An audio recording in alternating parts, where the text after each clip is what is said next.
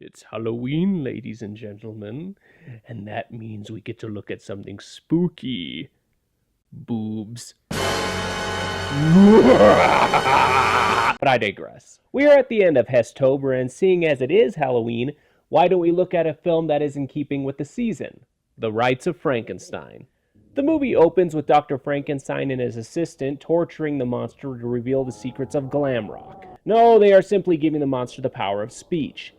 But of course, as these films are known to do, something goes wrong. A befeathered woman named Melissa and her coachman attack the doctor and assistant, who happens to be played by Franco himself.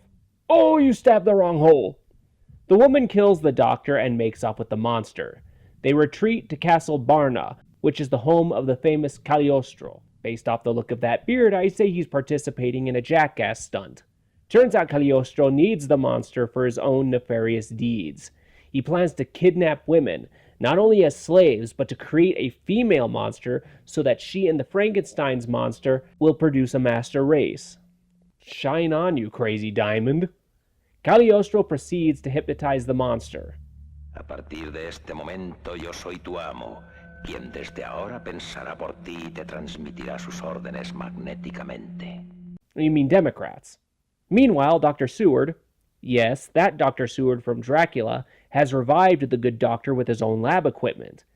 This is probably the only time in Frankenstein history where the doctor himself is brought back from the dead.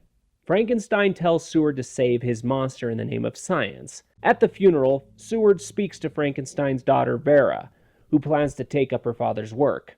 That night, Vera and her assistant steal away with the doctor's body.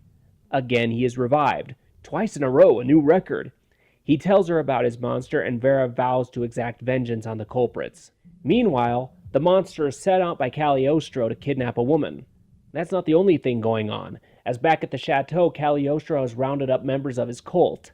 You see, Cagliostro in this film has somehow obtained the power of eternal life and bestows it upon others. The only issue is they continue to rot, or become elves. What the hell is that? And yes, I'm totally aware that the zombies are dudes wearing cheap plastic masks. FX by Industrial Light suck. The woman the monster kidnapped is then sacrificed and her head is cut off.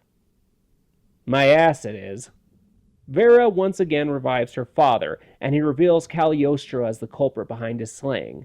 We also find that Cagliostro is a living dead fiend as well, who periodically comes back to Earth to torment people. So he's the living embodiment of herpes. That night, the monster kidnaps another woman. However, Vera intercepts the monster and has him take her to Barna Castle instead. At the same time, Vera's assistant sees Melissa devouring a corpse and barely escapes with her life. At the castle, Cagliostro recognizes Vera. On top of that, Charon, Cagliostro's assistant, left Melissa out in the woods. That explains the whole corpse-eating scene. So Cagliostro has Charon and Vera whipped as punishment. That scene comes complete with a leather thong. Back in town, Vera's assistant is discovered by Seward and deduces that Vera is in trouble, which is worse than they think, as Vera has been mentally imprisoned by Cagliostro to do his will. Eventually, the assistant comes to her senses and tells Seward about Frankenstein's body, so he and Inspector Tanner make their way to Frankenstein's castle. Again, the doctor is revived. Holy crap, 4 times in a row. How will his monster keep up? Again, he relays the info about Cagliostro, but this time around, as Seward and Tano look about the castle for clues, the doctor gets up and attacks them, only to be melted by acid. This movie's weird. By this point, Cagliostro has created his new woman, and Vera revives her. Seward and Tanner, meanwhile, have reached the castle where they see Vera and the monster. Will they be able to break Vera free of her mental chain before Cagliostro goes through with his plans? This film is technically a sister film to Dracula, Prisoner of Frankenstein, which Franco made the previous year. It shares many cast members and locations. Howard Vernon is back as Cagliostro instead of Dracula. Dennis Price once again is Dr. Frankenstein, as well as Alberto Delbas reprising his role as Seward. And Fernando Bilbao plays the monster in both films. This film is more structurally sound than the previous film as well. It goes from beginning to end without any random non sequiturs, like the werewolf in the previous film that comes out of nowhere. You know what is happening at all times without any question as to motivation or plot progression. Unless you're watching the R-rated cut. More on that later. The film is not free of flaws, however, as is painfully obvious in the makeup department. Melissa's feathers are constantly in danger of falling off, and the monster's forehead appears to have been cut off a rubber mask and glued to Fernando's head. It never blends. Plus, look at those blobs of crepe hair they haphazardly attached, and the pink skin under the silver makeup. The makeup isn't the only thing that suffers here.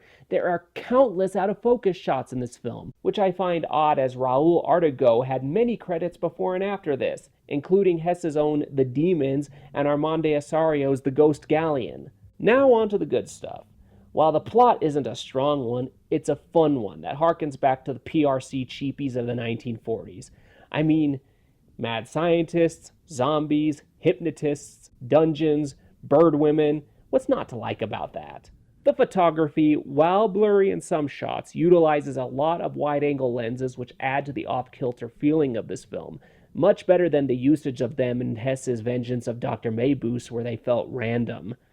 I love the bizarre angles and lighting here, especially how they light the Frankenstein monster.